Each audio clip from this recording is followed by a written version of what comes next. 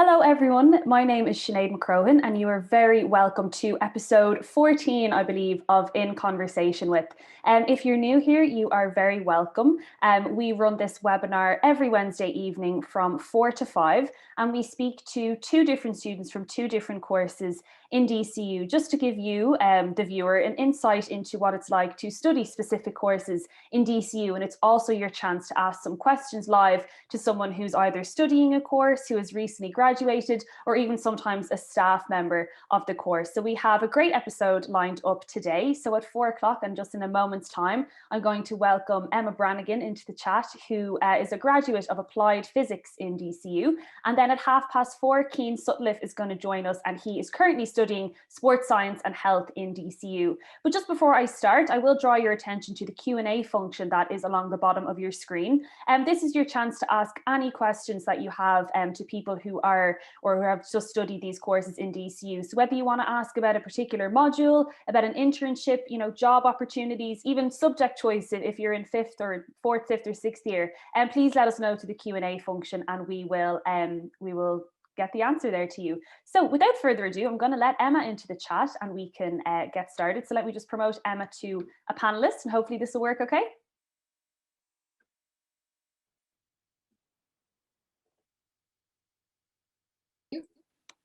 Hi Emma, how are you? I'm good, thanks. Thank you so much for joining us. I'm amazed that this works every week. I always think it's never going to work properly for me. So thank you so much for being able to come on. I know you're flat out at the minute with work, so I really appreciate you taking the time to talk to us. And there's a good couple of students in the chat already, so hopefully we can give them some great insight into DCU. So as I said, you are working away at the minute, so we might touch on that a little bit later, because I'm definitely intrigued to know kind of what you did after the course. But if we want to start with kind of the basics, so for any student who's listening today who has maybe just heard that physics is a thing you can do in college, do you want to give us an overview about applied physics, or even just the general entry into physics that you can do in DCU? Yeah, no problem at all. Yeah, so when I did physics, there were 3 streams. So it's changed a little bit since I did it. Not hugely. There's still the applied physics, there's physics with astronomy, and there's physics with biomedical science. But they have amalgamated all of the 3 courses in the first year to be like a general entry into physics, because you will basically start off and gain your physics knowledge in first year, and then you can decide okay, I want to go into the applied physics route, the physics of astronomy, or the physics of biomedical science. And they're all quite similar, and that is why they've amalgamated them kind of into the same general entry in the first year. And the applied physics is really like a real world application of your physics, so it's very industry focused. It's kind of like a more engineering stance on the course. The physics of astronomy is your astronomy and space science and cosmology and technology, which is also super interesting. And then the biomedical is more of a health science focus. So if you were interested in medical physics or x-rays and engineering and hospital science, that is more kind of the physics for you, I think. So I did the applied physics course, which was great. A really good engineering kind of look at the physics world, very maths heavy, but so many great skills to develop and really, really industry focused. Yeah, no, that's great to know. And for anyone listening, yeah, you do your general entry. So no matter kind of what strand you want to go into, everyone goes in on the same level, and you work to, improve your knowledge in various areas. And I'd say some people even surprise themselves. They probably go in thinking they're going to do one strand, and then they completely change their mind. In your case, had you studied physics and maths for the Leaving Cert? Did you know what strand you wanted to go into, or did you just have a general interest in the area and you were going to see what happens? Yeah, so I did take physics for the Leaving Cert because I knew that I kind of wanted to do physics. I also took chemistry, which I found to be quite beneficial for starting out. There are some chemistry modules in first year and second year, but it's not a requirement whatsoever. It just kind of helped a little bit for my understanding in first and second year. But I was interested in astronomy, and I kind of thought that maybe that was what I wanted to do, but I kind of chickened out in the CAO, and that's where the general entry is probably quite good to give kind of an overview of the 3 courses. So I decided that I kind of wanted something that would be more with an engineering slant. So I decided to go into applied physics. And then there was an astronomy module in first year. And I kind of realized, okay, now I have made the right decision here. Maybe the pure astronomy isn't quite for me. So it was probably a good decision in the long scheme of things. Yeah, and especially since, like, even when you're studying physics in school, you're still only getting kind of an introduction into the areas. It's not like maybe business where you could study it kind of all the way from junior cert up, and you can go into accounting or economics, and you kind of get that specialism even before you leave school. But often for physics, that's not the case. So if a student then said, right, okay, I want to do general entry into physics and I'm looking to do applied physics, what would those modules be like? So again, for anyone who's listening who isn't familiar with that, like, they're basically subjects that you do within the college course. So what modules would maybe that you liked in particular in applied physics, or what would make those modules different from maybe the, say, physics with astronomy courses? Yeah, so the applied physics modules are kind of, there's like digital signal processing and nanotechnology, and we do quite general mechanics and stuff in first year, which everybody covers. So I think that's a really good thing about the common entry as well, is that you don't necessarily have to have studied physics for the leaving cert. It gives you a really good foundation in first year. The first year is kind of a good rehash of what you studied for leaving cert. What else is there? There's quantum mechanics, which is really, really interesting. I find like plasma science really interesting. Electronics, there's digital and analog electronics, and some programming in there as well. So it's a really good mix of subjects. Yeah, quite a mixed bag. So if we're taking a 3 or 4 year course, I believe 4 with an internship, is that right? Yeah. So if we were going to take kind of year by year to kind of break down, so we've said the first year is kind of general. What's second year and third and fourth year looking like then when you move through the course? Yeah, so your second year is kind of building on your first year. So you will take some more programming modules that you would have taken in first year, just kind of building that knowledge. You'll have your labs once a week, which are always great, like your hands-on experience. I think there are a couple of choice modules as well in there, like renewable energy is a really interesting one to take for your applied physics. Then I think when it goes into astronomy, you're kind of looking at more like cosmology and space science technology, where the applied physics wouldn't really look directly at that. It's more like semiconductor driven and nanotechnology and nanoparticles, particle physics. That's mainly where that kind of goes. Yeah, and then when you're in, so say second year, is there room for you to pick modules that you want to do, or is it all kind of set out for you? You know, the way sometimes you can pick different specialisms as you go through, or is it kind of set in stone once you're in second year? Second year, as far as I remember, is set in stone, and then you have the choice in third and fourth year. Fourth year particular, you really can specialize in fourth year in kind of what you want to do. There's a big mix of topics in there. Yeah, I think that's a common thread in a lot of DCU courses. You kind of enter and do as much as you can in first and second year to really get a broad kind of foundation. And then you have the ability to go on and choose. Because as I said before, there's a lot of subjects that you don't even get near for the leaving cert. So it's very hard to know exactly what you want to do. I'll just remind for anyone new who's come in, there is a Q&A function. If you do want to ask Emma anything in particular about the course, feel free to work away and we can answer live. So Emma, another huge factor in DCU is INTRA, or integrated training, which is a work placement system that we offer to, I think, 70 or almost 80% of our courses now in DCU. So it's a huge factor in the education in DCU. Can you tell me a little bit about your internship and where you ended up and what you did there? Yeah, so intro for me was a fantastic experience. There are lots and lots of work placements put online, and you can apply and you get your intro CV and you apply through the intro office to all of these companies, and then you go and interview. And the School of Physics in particular has prepared their students so well for the internship process. You know, there are CV clinics beforehand, and we did mock interviews to prepare and everything. So you're really well set by the time that you actually go to interview with a company. So I interviewed with, they're an Irish-based touchscreen company, and I did a 9-month internship there. So I kind of started in their quality assurance and general like internship role, and then went on to kind of do a little bit more work towards their research and development with the optics team, and kind of got my foot in the door there. And because I was working with, it was a really small team, there were maybe 25, 30 people based in Ireland, at like the cutting edge of touchscreen technology. And I went to them at the end of my placement and I asked them if I could continue and do a final year project with them. And they were very obliging and let me continue on to work through my fourth year and work on the project with them. And then at the end of it, I was really fortunate that they offered me a full-time job with them. So I worked for 2 years then with them. Wow. in research and development. And it's just been Intra, I have to say, is the best thing that is a part of most DCU courses, and physics in particular. It's great. Yeah, I mean that's such a common saying for anyone who's kind of comes on this. It's like intra is really where they got their foot in the door. And again, you can choose to do physics, I'm sure, in like lots of different universities, and obviously it depends on loads of different factors. But I would always say that like certainly look at internship opportunities, because it's all well and good, you know, learning everything you can and being in labs all day, but if you can't go out and actually show that you've applied the things that you've learned in the classroom, it's like doing a TY work placement. You know, very important to kind of show your skills. And I often think like internship makes people think, oh, you're making coffees and you're printing pages. But even as you said, like, hey, you might start off just getting to know the basics. Can you think of even maybe one time in your job where you were doing something that was like far beyond like an internship, and something like that really helped you then going into final year, like a project or anything?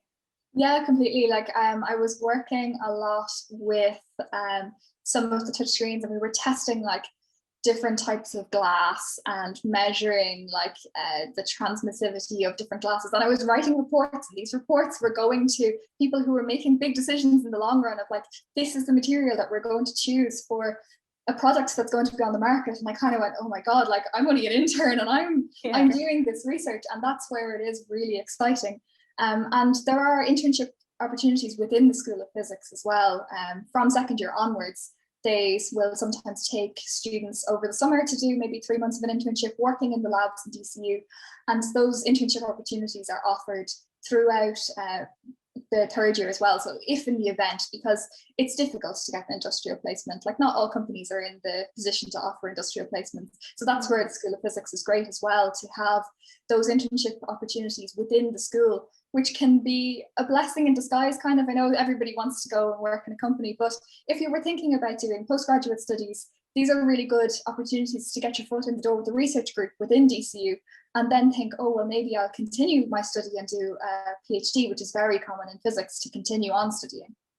Yeah, and again, for people who might be thinking of a career in physics, like, oh, what does that even entail? It kind of does go into two camps, and that's very broadly speaking, like research or industry. So the fact that you can, you know, toy with both during your time there and kind of not lose out on one or the other is pretty cool. So you spent, it was it 9 months you spent out on your intro, did you say? Yeah, okay. Yeah. So you had a wealth of experience then, but then you had to come back and you had to complete your final year. And am I right in saying that in that physics course, you have a final year project to do? So you've kind of gained all your knowledge, and now it's like, okay, show me what you've learned. So what did you do yours on? Yeah, so I made it was a little sensor, so where you could, it was for the touch screens that we were working on at the time. And basically I had like little microcontroller boards, and this is where my electronics came into play, and some of the modules that I'd done in fourth year, where if you like put your finger down on the touch screen, my little sensor would tell you that there was a touch on the screen. And so there was some programming involved in that. There was electronics, which I had all done through the physics degree. And then they were optical touchscreens. So all of the light and optics and wave optics that I'd studied through my physics, I was able to apply to my project. And that's a lot of the projects are so applied like that, and they're really, really interesting. And it runs year long, and they dedicate the weeks so that you have 3 days of classes and modules, and then you have 2 days of lab work. So you work on your project solely for those 2 days. So it's a great opportunity. Like you can do so much with the project. You can take it in whatever direction you want as well. Yeah. Meetings with your supervisor to make sure that you're kind of still on track for the project. Yeah, and as you mentioned, I'm sure people like continue on with their project or go into further research, like because you probably get so into it, like you know your learning doesn't stop or your investigating doesn't stop, which is quite cool. So before we kind of get on to maybe like careers and other aspects, in terms of contact hours and exams or continuous assessment, again varies from course to course. What is it like for applied physics? It kind of ranges from, I think it's maybe 20 to 25 hours a week, but a lot of that is your lab time. And not all of it is lectures. There are many tutorials and seminars and stuff that run through the week as well, which are so helpful because the course is quite maths heavy, and like me myself, it didn't come naturally to me. I had to work at it, and the maths isn't second nature to a lot of people. So to have those tutorials and stuff was really, really helpful to keep up with the coursework. And then I think it typically is like 3 to 5 exams a year. We kind of had 4 or 5 every semester. Yeah. So it's heavy enough, but it's very doable. It's not impossible. Yeah, exactly. And then, you do have a chance then to do your own work outside of lecture times as well. And that's always encouraged. Like, you can do a little bit of reading afterwards or some group work to kind of just, I suppose, continue your learning. So you finished then and you graduated, and congrats on that. So did you go back then to work in that company, and then you chose to go on and do some research, or what was that path like for you? Yeah, so when I finished up my final year project, I think I finished in like April or May time, and I was thinking about going on to do a master's in engineering, because that's what I wanted to do. I knew like there was a pretty nice scholarship attached to doing this master's, and it would have taken me abroad. But then the company turned around and they said to me, "We'd love to offer you a full-time position as like a research assistant slash optical engineer working with the research and development team." And I knew like research is what I wanted to do, and I was really interested in the products that they were working on, and really interested in the team. I think if they had offered me any other role, I'm not too sure if I would have stuck around, but it was my dream role. So yeah. I took that, and I worked for 2 years with them on some really, really interesting projects, and like put my physics knowledge to work every day. Yeah. And then in August of last year, I decided that I wanted to take a step back and go back into education full time. And I started a PhD in holographic wavefront sensing. So that's where the kind of instrumentation and my optics knowledge has come into play with that as well. Yeah, if you can, it's probably difficult to do given the level of knowledge you need to do your doctorate at the minute, but in like very basic English, like what does the doctorate entail? Because as you said, it's or PhD, it's very common for students in physics to go on and continue their study. So for a 6-year who's listening today, if they think, great, I'll do my undergrad, then maybe I'll work. So what does the research entail for what you're doing at the minute? So for the PhD, there are different kind of structures to it. Some are unstructured, and you kind of go and you do your own research, and some of them are you fund, but there are many that are offered with the Science Foundation of Ireland that are funded. And this particular one is a funded one, and so there's loads of money for the project, for materials and stuff.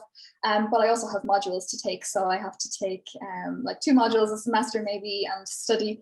But the research would be lab based. It's not so lab based at the moment, but there's a lot of like mathematical modeling in programming software to look at like how light bends and how light travels, and I'd be looking at like different materials and how the light will travel in different materials, and then eventually go to develop a sensor that would pick up like different changes in light and stuff. So it's really interesting. It's pretty cool. Yeah, which research center is that with then with SFI? So that is with Focus, so it's not linked directly to DCU, but it's an optical based research. Fantastic. I did my undergrad in business in DCU, and I did my internship in SFI, in Science Foundation Ireland. Now, it wasn't relating obviously to the research centres because I was business, but like in their excuse me, like education and public engagement. Sorry, my throat's clearing. So that's interesting. Like even the likes of DC, like everything's so integrated. You'll always come across someone who has like been somewhere before and making those connections. There's no questions coming in at the minute about physics, but again, welcome for people to ask anything that you want Emma to cover if she hasn't covered already, which you probably have because it's been so insightful this far. But for the student, and this happens very, very frequently, is where a student, say for example, loves to do physics, but they also have another interest, say it's dancing or drama, and they think that the two can't marry. In college they have to pick one or the other, but I'd often encourage that there's clubs and societies that people can get in and be super involved with, no matter what course you're studying in DCU. So did you have much involvement with any clubs or societies while you were on campus? Yeah, so I was really heavily involved in the book society, which I absolutely adored because I loved reading and the people were really great. We did some really great things, like we went on trips abroad, we went to Berlin one year, which was really historical and so interesting. And then I was involved on the committee in the book society. So I started off in first year as like a first year rep, where it's just representing the first years on the committee, and you kind of attend the committee meetings and see how the club is run, which is really interesting. And then I went on to be the secretary of the book society. So we were kind of involved in like the meetings and organizing the trips away and like the running of the club. And then I took a step back in third year because I wasn't on campus really when I was doing my internship, but then went back in fourth year and it was great. Like, it was so nice to be involved with like a similar group of people all of the time. Like, the people who you start off with in first year tend to stick with the club, so it's nice to have some familiar faces to meet up with once a week. And I was also involved in the archery club as well on campus. A lot of my friends through physics introduced me to that one. It wouldn't have been one that I would have thought about joining, but there's some great stress relief in shooting an arrow at some targets, I have to say. I'd imagine so. I'd say you're close to buying your own bow and arrow now at this stage, just to keep occupied. But no, like a fantastic example, as you said, like you can join DCU and find this society that you never heard of before. And it doesn't matter what course you're doing, you can just join, pay your €3 or €4 upon membership, and that's it. And you can go on and enjoy it from there. And I love that you were so involved in the book society, because I think, again, there's a perception that if you're doing maybe science or engineering, you're just going to be too busy to do anything else. But really, it's probably more beneficial, because even for your CV now, like, not only would you have the experience of the course and the modules, but also like other examples of things that aren't necessarily related to academia. And even for your own, just like, as you said, to just like release some steam, or just to stress out and not talk about physics for a couple of minutes. I'd say that was bliss. Again, no more questions coming in, but guys, please do know that you can ask if you do have anything. For a sixth year today who's maybe looking, and because you have gone through, most of the process that maybe they hope to, any tips that you could give in hindsight now that might make the journey easier into third level, or maybe just something different? Yeah, so one of the major things I think that I found just with the course content in the beginning was that I came from an all-girls school and there was kind of limited subjects that were offered. And applied maths is a leaving cert subject, and it's not offered in all schools. And I'm not saying to anybody that they need to go out now and take up an extra leaving cert subject, because the stress of the leaving cert is enough. Yeah. But to kind of just be aware that that is a subject is really useful. Like, it was kind of said to me when I started, like, people were like, "Oh, did you study applied maths?" And I said, "No." And I kind of struggled with the mechanics on the applied math side of things, just because I hadn't come across the concepts before. But to go out and, like, first of all, the tutorials and the teachers are brilliant. So that's the first port of call, and the Maths Learning Centre in the library is the second. But then I went and I bought the applied maths book, or the Leaving Cert applied maths book, and there's so many resources online as well for the Leaving Cert course. That was the one thing, that was the one subject that when I started out, I struggled with a little bit. I also struggled, I think, just with coming from like an all-girls school into a really male-dominated course. Yeah. Was such a massive change, and to learn like how to deal, because the guys seemed to just grasp the physics without a problem, and I was kind of grasping for air a little bit, but it just takes some time. Like, it's just adjusting to like a completely new way of studying and a completely new way of interacting with people and your lecturers and everything. Yeah, and I love that as well, that you mentioned about kind of reaching out and seeing who can help, because the supports in DCU are there to help students, the likes of the Maths Learning Centre, and people don't know that it exists often until they need it. But it's literally a free service in the DCU library that you can go into, and there's people there who are fantastic at maths, and it's their job to be there and to help you with your problems. So again, whether you're studying like sincerely hard maths like you would be in physics, or like a lighter, say, like accounting question in business, they are there to help you with that. And again, it's free of charge. If you want to camp your tent there all night and study, you can do that. So it's an amazing way. So like, if you are worried about entering and concerned about your maths or anything, there are services there that can help you. Just one thing that we haven't really touched off yet, and just before I let you go, time is absolutely flying by. So obviously you kind of chose to go down that like the research path after working in the industry for a while. Could you, off the top of your head, list some other careers that people could be able to go into after applied physics, in case someone's listening going, I'm not sure if I'd be into the research, I want to like do something like something else? Yeah, 100%. That was the one thing that I was always asked throughout my time as a physics student. People were going, "Well, what are you going to do? There's not that many physicist jobs, like it's quite it can be quite a narrow field if you make it a narrow field." And it is definitely not, because you have like really good data handling skills, really good problem solving skills, the ability to just think outside the box and be proficient with numbers and handling problems like that. is such an invaluable skill, especially at the moment, like in technology companies. Like there's some massive technology companies in Dublin. But I know a guy, he's working as a risk analyst in a financial company. I know a girl who's working down in Intel. A lot of people, as I said, go on to do further research, but like there are really good industry jobs out there for physicists, and it doesn't have to be a really physics specific job, just because like there's such a broad skill set.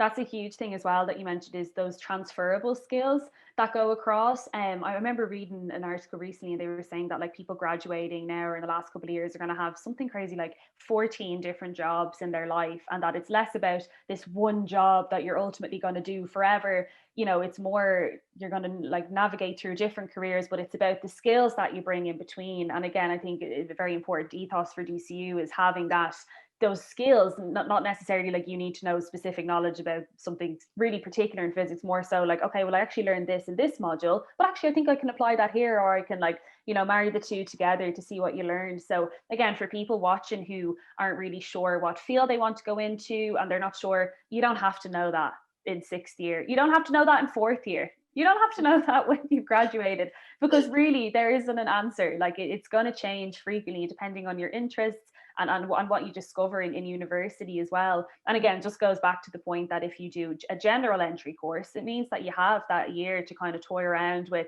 different ideas and see what you want to go into. So again, no more questions coming in. So just before I let you go, Emma, do you have a favorite memory in DCU, or one thing that you just absolutely loved about the place? Oh God, this is going to sound a bit sad, but I have to say one of my favorite things was sitting over in the physics building preparing for our exams. Like all of us were packed into one room going, we're so close to the end now. Like there was a girl wrapped up in a blanket, everybody's drinking tea, and it's just like that nice camaraderie of everybody in the course all pulling together to like make sure that person understands that question to pass the exam, or not even to pass the exam, but to just like push them up a level in their exam, and like not moving past it until that person understood. And it really was the teamwork and the camaraderie. I think that was my favorite part of DCU, because it was such a small course as well. Like I've got friends for life out of that course. It's just been amazing.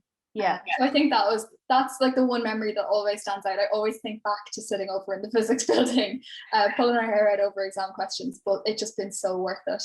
Yeah, and that camaraderie with everyone. And by the time you're in fourth year, like you are family with the people that, like, I mean, you've grown up together. Those very like important years of your life you've spent with these people, and you just want to see everyone succeed by the end of it. Like it's not competitive anymore, like if it ever was. But Emma, thank you so much for joining us today. I'll let you go, unless I don't think there's any more questions coming in. But again, thank you so much. I know you're flat out, but hopefully this will really help students who are interested in physics and they've been able to gain insight from someone who has done it, you know, who's potentially walked in their shoes. So I'll remove you from this so you can, and feel free to hang out if you want to watch the rest, but obviously go about your day if that's what you want to do. So I'm going to remove Emma now. Thank you very much, Emma, for joining us, and hope to chat to you soon. No problem at all. So that was Emma Brannigan chatting to us. She is a graduate of Applied Physics in DCU. So in a couple of minutes' time, we are going to welcome Cian Sutcliffe into the chat. I'm just going to turn off my camera and everything. If you want to grab a drink of water or anything, if you've stuck around for this time, you want to take a little break. But I will see you back here in 2 minutes' time to talk about sports science and health. So see you then. Hey guys, welcome back to part 2 of In Conversation with episode 14. For those who have just joined us for the second half, earlier we spoke to Emma Brannigan, who graduated from the Applied Physics degree in DCU. So don't worry if you missed that. These are recorded sessions and we will upload them so that you can watch them back. So don't fret if there is something that you didn't get to ask or anything. But now we are going to be joined by Cian, who studies sports science and health in DCU. So let me try and promote Cian to a panelist and welcome him into the call.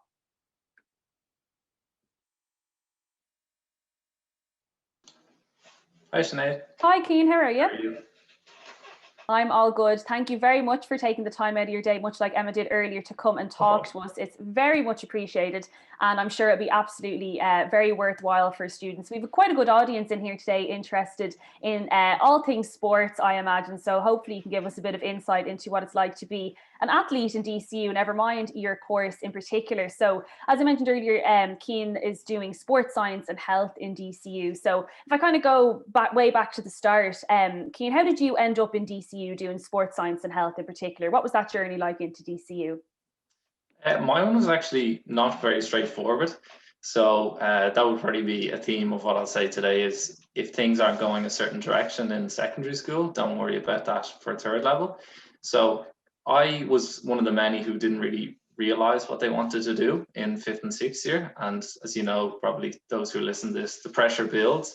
But I saw this course in DCU and it was similar to what I wanted to do. And I said, you know what, nothing is really standing out to me. So I want to go for this. But the problem with me was the points were quite high, and the points actually still are quite high because it's quite a competitive course. Mm-hmm. So I realized very early on that I was likely not going to get the points. So for me, it was always sort of this distant target to get to. But I really, really looked very hard into other access pathways. So I remember my first memory of DCU was emailing the course director so many times that she eventually stopped responding to my emails. But yeah, I kept saying, you know, how can I get in? What other options are there? Blah, blah, blah. So I found out about a PLC or post-leaving cert course called Pre-University Science, and that was in Coláiste. It's up near Artane. So for anybody who listens to this, if they're not maybe sure that they're going to get those points, that was one thing that nobody told me about. I really had to go digging. So I started that course along with one other person who's my classmate at the minute. And I was promised that this was a direct access course. It even has it on the website. It has the name of the course and then brackets direct access to DCU. So again, very poorly publicized. When I started the course, I was only told, yes, it's a direct access course to these lists of science courses in DCU. And then there was a little asterisk beside it. And it said, except for science and health. No. There's only 2 positions for that. So I said, oh my God, I'm after fighting this whole time, finally getting in here, and there's only 2 spots. So definitely, I think any bit of hardship along the way goes very well. So I said, right, it's very simple. I have to get one of those 2 spots. And unfortunately, I did. So I wasn't the most academic student. So if anybody listening, if you're not a top A grade student, don't worry about it. So I didn't make my course, and then probably studied twice as much as I ever had because I knew it was make or break. If I didn't get these 2 spots, I wasn't in. So me and another course member got it, and now she's a classmate of mine in DCU. So that's where before I even got to DCU, there'd be plenty of adventures so far. Yeah, that is a fantastic success story. And you know what, like it's common that people, until they're really working for something that they really, really want, like you mightn't feel that motivated by school, and that's okay. And as you said, if you're worried about points, you know, that's absolutely natural, but definitely look at alternative routes because, and as we'll get on to a minute, you're an extremely successful student and athlete in DCU. And I would hate like to think that you just say wouldn't have tried to get in just because the points, you know, were intimidating. So that's a fantastic way to, you know, to start off, to show students that always look for another way to get in because they are available. And you know, like we wouldn't accept people in if they weren't able for it, and you absolutely proved that you were. So for people listening in who maybe, you know, are sporty and they're interested in sports science and health, but they probably don't know much about it or much about the modules, can you give kind of like an overview about the course? Yeah, so I mean, even before we get into modules, it's very common that people who do sports come in, and for that reason it kind of alienates in 2 different ways. So people who do sport feel they're died on success stories for this course, and then people who don't do it feel that they're not really applicable. I'd say for both of those reasons are wrong. Mm-hmm. So there's plenty of people in our course who do not do sport and have never played sport. So I've actually spoken to some of the academics in the course, and they said they really are strongly considering changing the name because it gives the wrong idea. So as you said, you can absolutely be one of the best students if you don't do sport. And even if you do sport, there's plenty of opportunities for you there.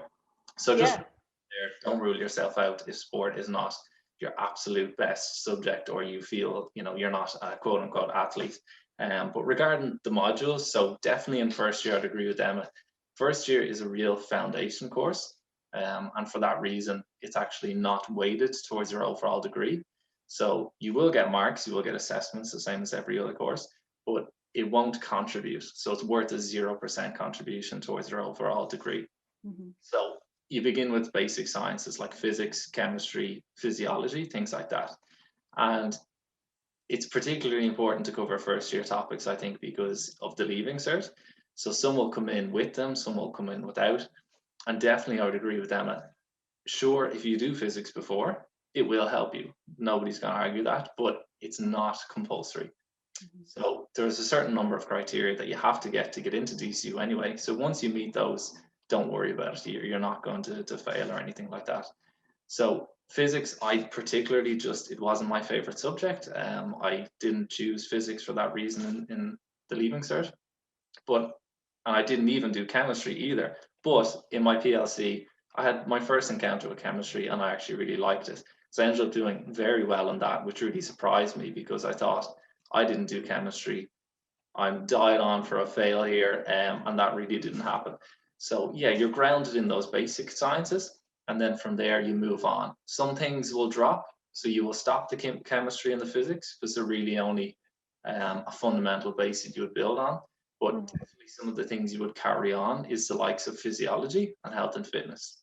If anybody was to ask me what's one primary core of sports science, it would be physiology. So you'll carry that all the way through to fourth year. But again, if that's not your favorite area, plenty of my classmates really don't like physiology, but they're developing and they're carving out their own niche of things like biomechanics or genetics or things like that. Yeah, and absolutely. And we kind of covered that earlier in that often in DCU, your first year is general, second year kind of builds on that, but then you have more flexibility to go and carve your path. And I just think it's a perfect way to do it because, you know, there's no sports science subject for the Leaving Cert. So really students are not going to know what exactly they want to go into. And it's great that you can enter with one idea of what you might want to do and your path could change completely. And I'll probably touch off Intra next, which is the work placement system. And for anyone who's joined who maybe didn't catch the earlier talk, a huge percentage of our courses in DCU offer Intra. And in my opinion, the like kind of biggest selling point of the university is that not only can you get a world-class degree, but also have industry experience or research experience before you even leave the university. So, you know, you're still fairly young and fresh in your education, but having worked somewhere before. So if I'm correct in saying you actually did your internship abroad, is that right? Tell us about that. That sounds fascinating. Yeah, so I mean, it's again running with the trend of, I really actually agree with what Emma said earlier. The career field is as narrow as you want it to be. So a lot of people, even people working in sports science, say there's no jobs in sports science, but that's really not true. So an example of the Intra placement is, as Emma said, you have a portal. So DCU will work with employers to get them on board where you can direct access into them. So you'll do interviews. But then again, there's the asterisk of that is you can pick your own one. So for me, I had a look, there was great placements, the FAI, and there was anything of health, you could go to hospitals and things.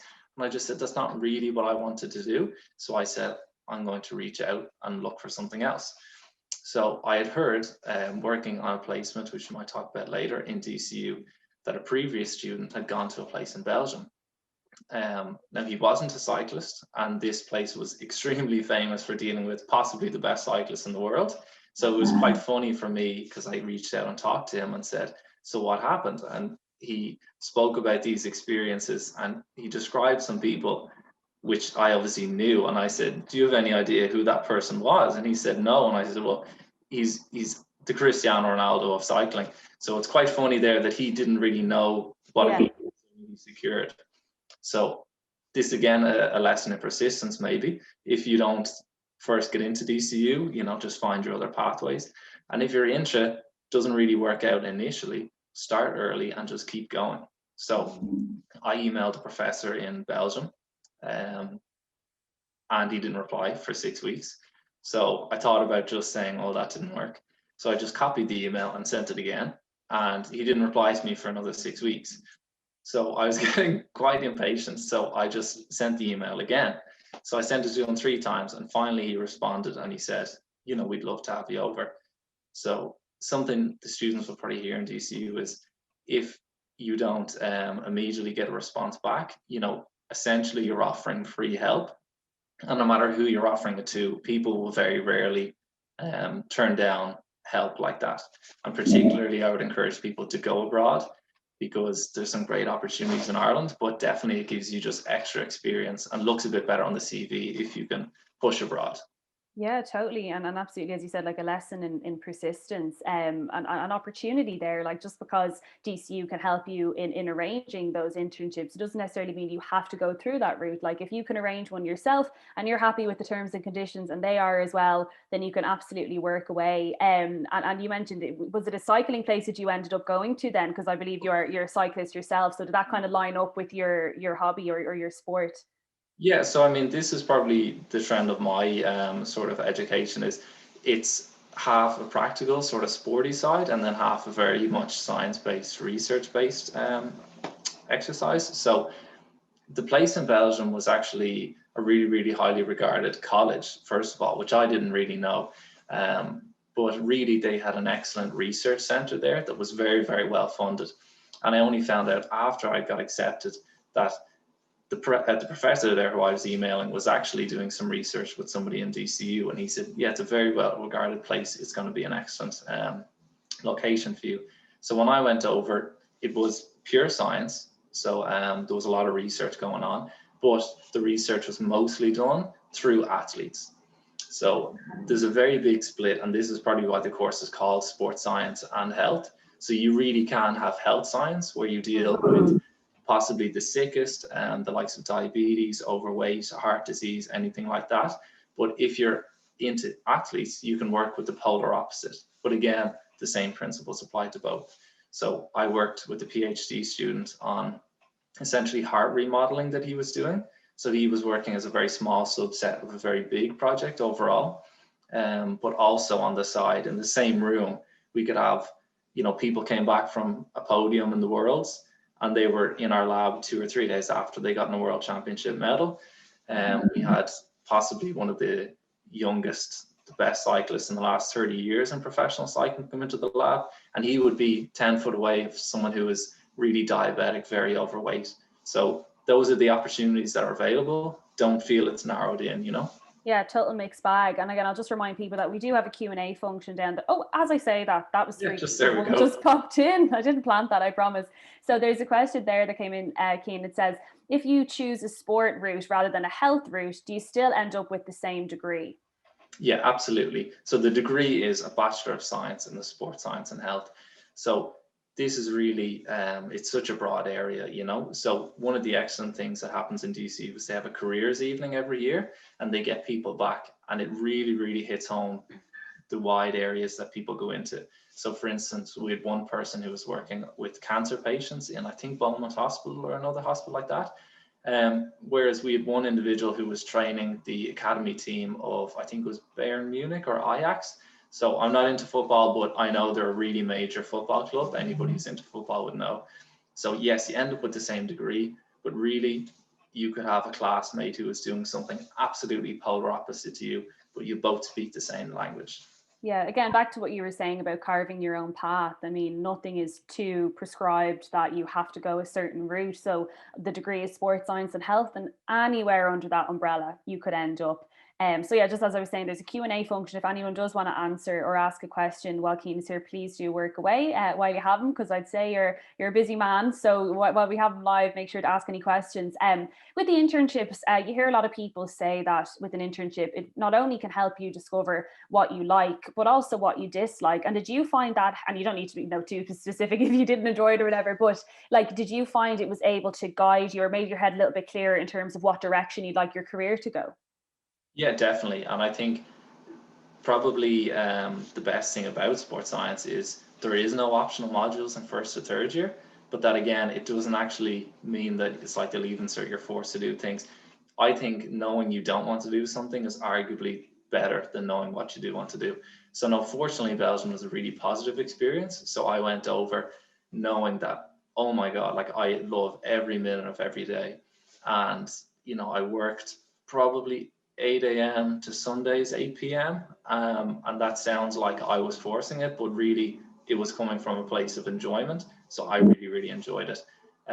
So obviously this year is very different with COVID, but fortunately it was a good experience for me. And now I plan to go back. But definitely, if you have a terrible experience on Intra, don't feel it's a waste of time. Just know that absolutely, maybe some people will go on a sporty avenue.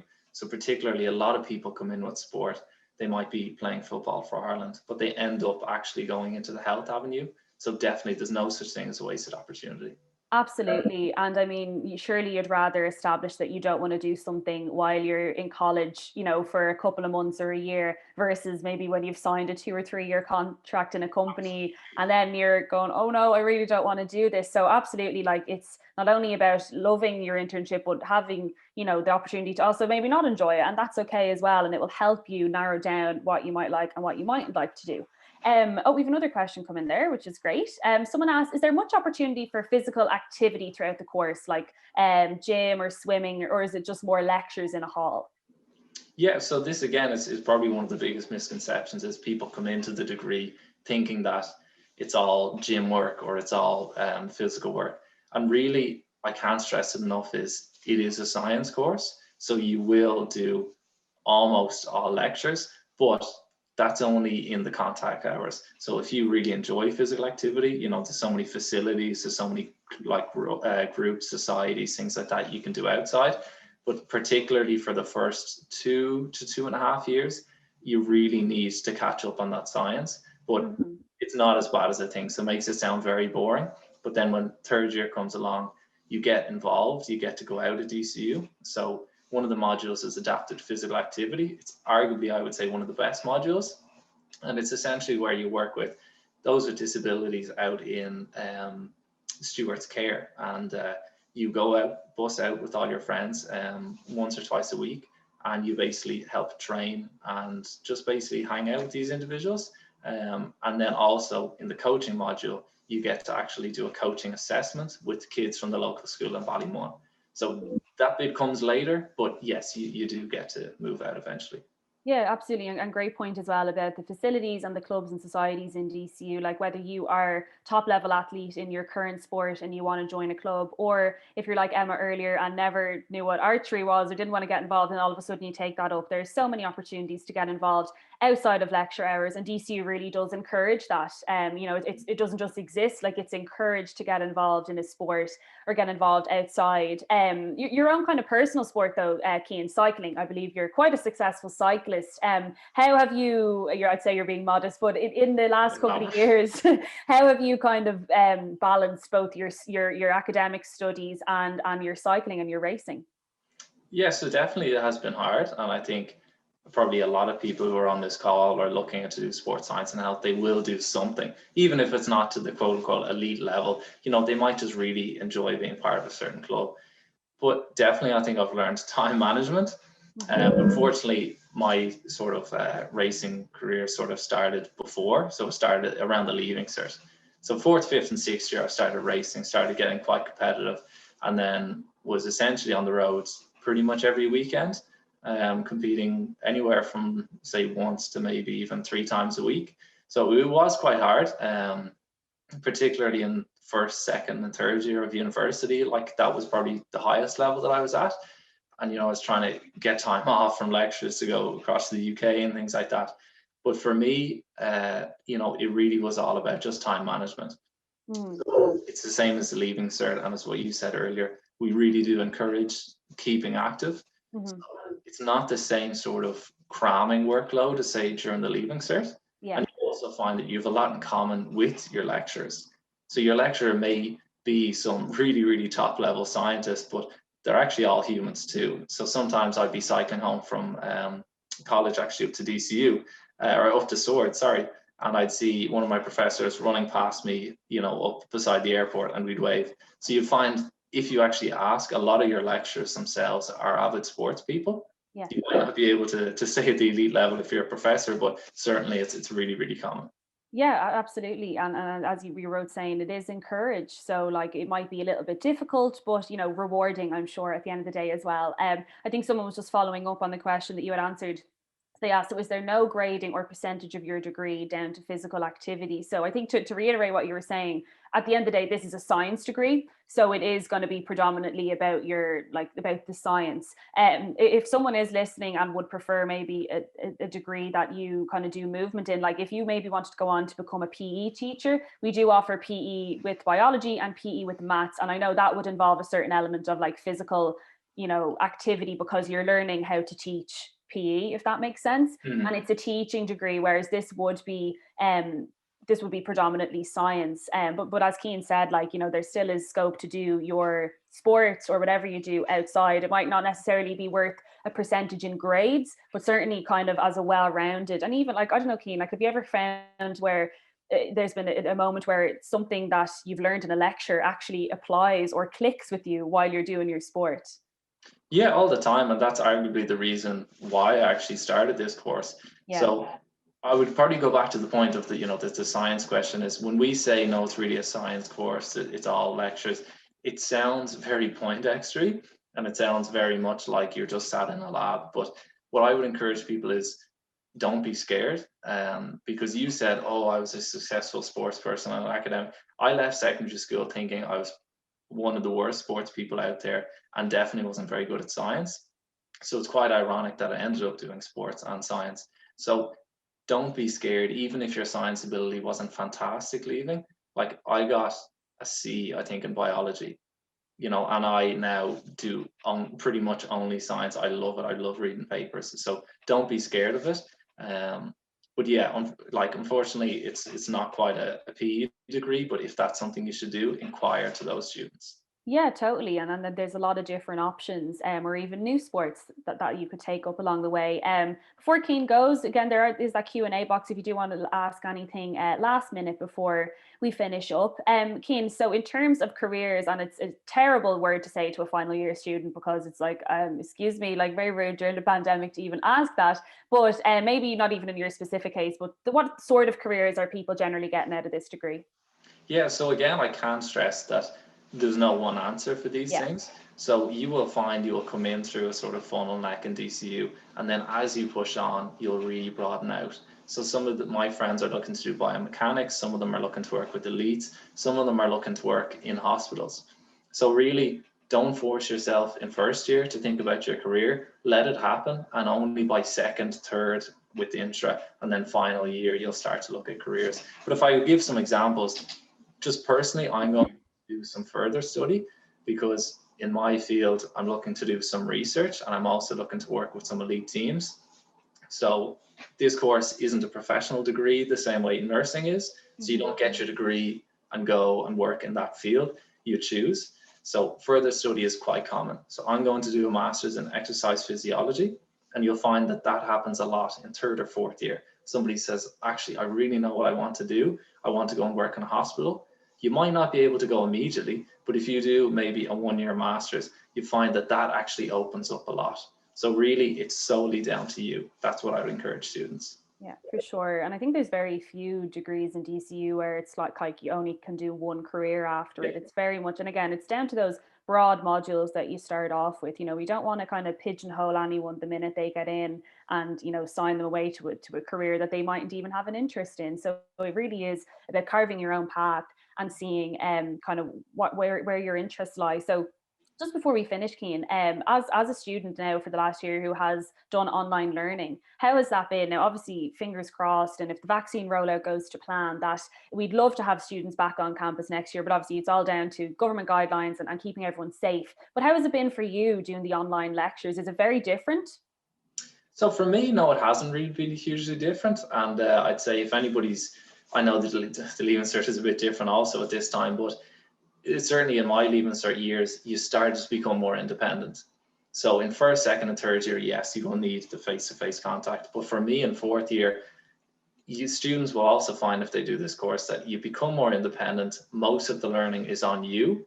So definitely, I would say no, there's not been much interference with me, but definitely most of my learning is by myself. on the laptop, because first to third year, you're really getting the skills to think for yourself. And I'd really, pronounce this to the students that this isn't a course where you sit down and get taught. That might happen a bit in first year, but really scientists teach themselves, and they just sometimes reach out to a supervisor to give them some sort of direction.